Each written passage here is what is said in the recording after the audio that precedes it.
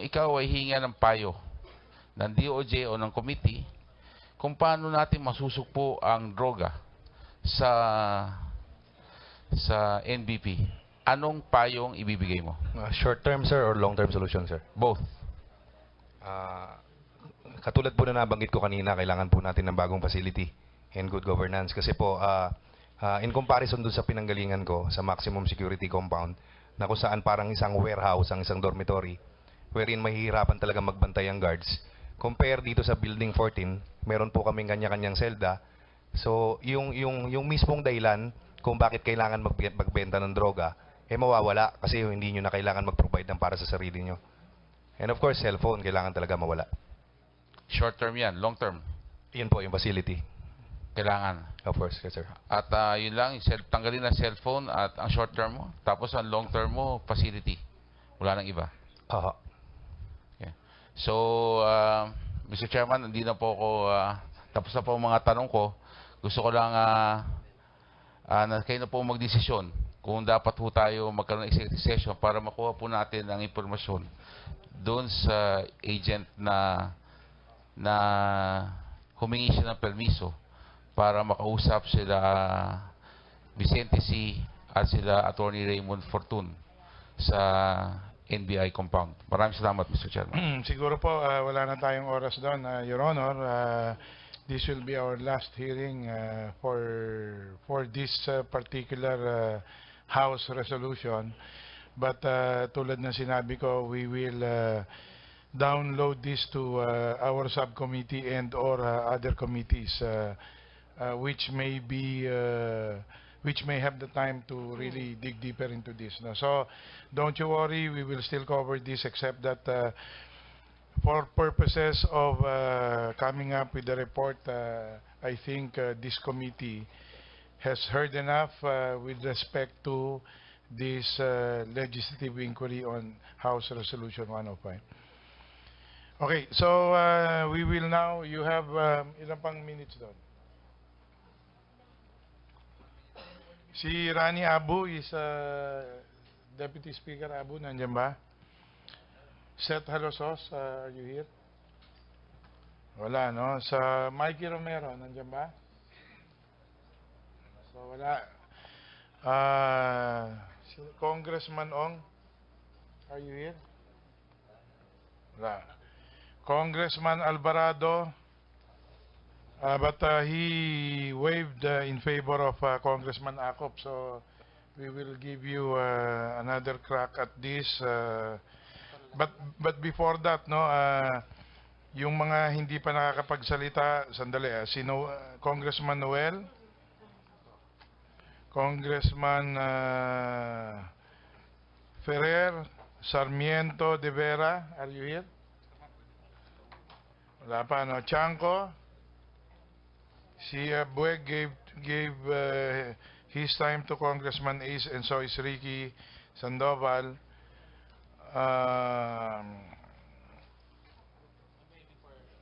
Kanino?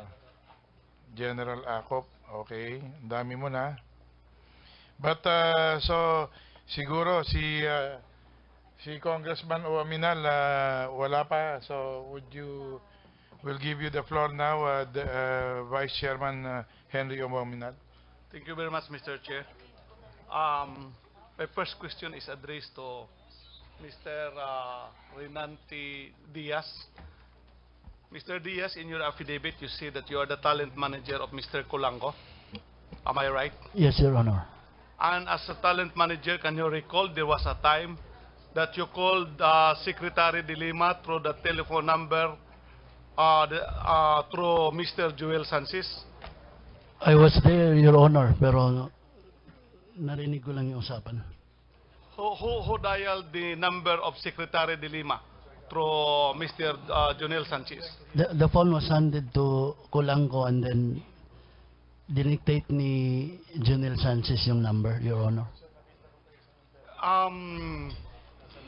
Who dialed the number of Secretary de Lima? Was it you or Mr. Colango? Mr. Colango, Your Honor. And then the one who answered is Mr. Junel Sanchez and gave the phone to Secretary de Lima, or it's Secretary de Lima who answered the call? No, denial muna ni Colanco, dictated by Junel Sanchez.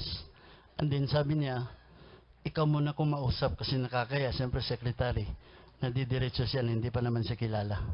Okay. Mr. Junel Sanchez, you had heard the answer of Mr. Diaz. What can you say about that conversation? Hindi po totoo yun, sir. Una po sa lahat, hindi ko po kilala si Herbert Colanco. Okay. Then what can you say on that, Mr. Diaz? Who is telling the truth? You, Mr. Colanco, or Mr. Sanchez?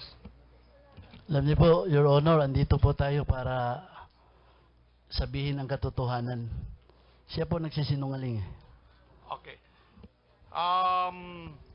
You said that you are the talent manager of Mr. Colanco since September 2012. Yes, Your Honor, nung una kaming tumugtog. Okay. So it was then na kinokontak na ako ni Herbert. Do you know who is the girlfriend of Mr. Colanco? If you are personally assisting him as his talent manager. During that time, Your Honor, hindi ko masabi, Your Honor, kung sino kasi later part ko na lang nalaman yung totoong girlfriend. Paragraph 31 of the affidavit of Mr. GB Sebastian. Will you please read paragraph 31 of your affidavit? Yes, Your Honor. Tahasan niya ring ipinagyayabang sa aming mga kakosa sa maximum na malakas siya kay Secretary de Lima dahil kapartido niya sa Liberal Party ang kanyang girlfriend na si Nova Paruhinog na isang vice mayor at ang tatay nito na si Mayor Paruhinog ng Osamis City. Do you know these persons mentioned by Mr. GB Sebastian? Pero during that time, hindi pa ho sila. Yung binabanggit ni JB Sebastian, Your Honor, hindi ko pa malaman kung sino sa dami ng mga babae na pumapasok. Well, I am just testing the veracity of your statement because in your first answer, you said, I was asking you who among the three of you who was telling the truth about that call to Secretary de Lima because at that time when Mr. Colanco was here, that was one of his popular statements of calling Secretary de Lima and mentioning the telephone number of Secretary de Lima.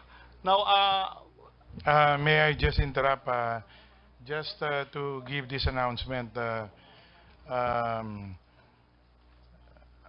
at 7:45 in the evening, this representation as chairman of the Committee on Justice had just signed an order of contempt in the matter of the inquiry in aid of legislation on the proliferation of drug syndicates at the National Bilibid Prison pursuant to House Resolution number 105 filed by Representatives or Speaker Pantaleon Alvarez,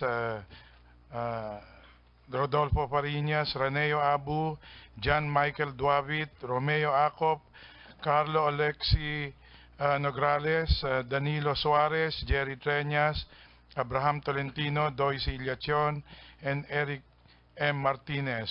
2, Mr. Ronnie Palisok Dayan or Bistondo Pangasinan, and I quote, pursuant to Section 11 of the Rules of Procedure governing inquiries in aid of legislation, by a vote of 2/3 of the members of the Committee on Justice present, there being a quorum, you are hereby cited in contempt of the House of Representatives for your refusal without legal excuse to obey summons issued by the committee on 28 September 2016 and to comply with the show cause order issued on 6 October 2016. As a consequence, you shall be ordered, arrested, and detained until you comply with the orders of this committee. So ordered 10 October 2016, signed by the chair. So this is to give notice that the operatives can conduct or can effect the arrest and sino to, yung Sergeant at Arms will detain him until he complies with the order of this committee. Please furnish a copy to Secretary of Justice. So kayo na po ang bahalang mag-disseminate to the law enforcement agencies for purposes of effecting the arrest. Yes, Mr. Chair. Thank you. Thank you. May I proceed, Mr. Please Chair? continue. Mr. Sebastian, you said that Mr. Colango was bragging his connection with Secretary De Lima, with his party mate in the Liberal Party, which is the mayor and the vice mayor of Osami City. Yes, Your Honor. They are also the officials mentioned by the president in the list of in his list of drug watch. May I know from your recollection if these are the same people also which was tapped by Mr. Colango in the proliferation of drugs in Mindanao, particularly in the city for which these officials represent? No personal knowledge about that, Your Honor. Okay. I have 16 seconds, Mr. Chair, so I waive the 16 seconds to whoever would like the right. Tapos Thank ka you. na? Yeah. Okay, so we now call Congressman Veloso.